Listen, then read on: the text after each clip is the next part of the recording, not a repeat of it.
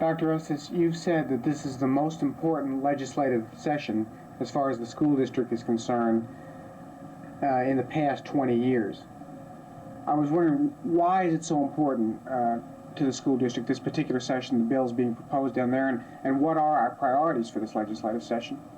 Well, it's a very important session. I'm not sure it's the most important. Each one is very important to us. But we're looking at particularly those areas that involve urban education.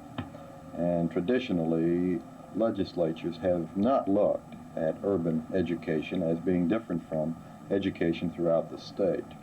We've combined with the largest cities of the state, 6 other cities, to work toward an urban education legislative program.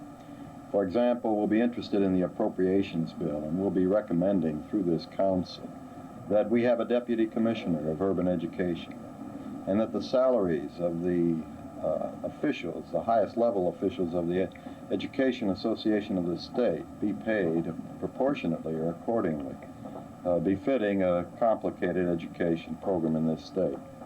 In addition, we'll be interested in such bills as compensatory education, recognizing that it does cost more to educate children in the cities, an updated transportation bill. Right now, it's required that if a child lives farther than 2 miles from a school or farther than 2 miles from public transportation, they be provided free transportation. Well, the latter is not very appropriate because if you live closer to transportation, but that public transportation takes you downtown, it doesn't do you much good than taking you to your school. We'll be looking at the matter of additional administrative personnel under the minimum foundation program, which for the first time are to be covered. And lastly, and especially, the report of the Committee of 18, a committee appointed by the last session, which is looking at this whole business of tax equalization. We as a city are being discriminated against in this area. Does the Dallas School District per se have any priorities, or are you working through organizations on your priorities, or exactly what? Well, we do have priorities, and the reason I said, of course, that this is an extremely important year for us, legislative-wise, is because most of the major school districts in the state of Texas are facing a financial crisis. Most of us are approaching our taxing limit.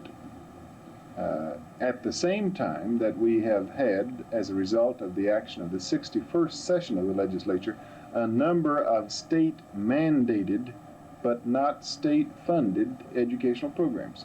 So we are, most of the major districts in the state of Texas are facing a financial crisis, and we're depending on the 62nd session to help us out in this situation.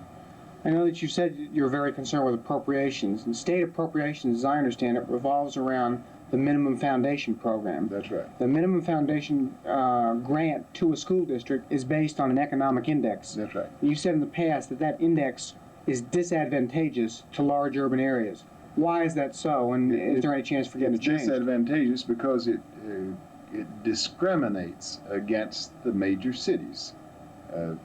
Our ability to raise funds for education depends on the market value of property, fair market value.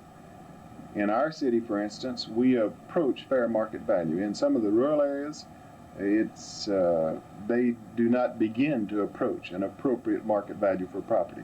Because of this, of course, we receive less funds proportionately per pupil than do many rural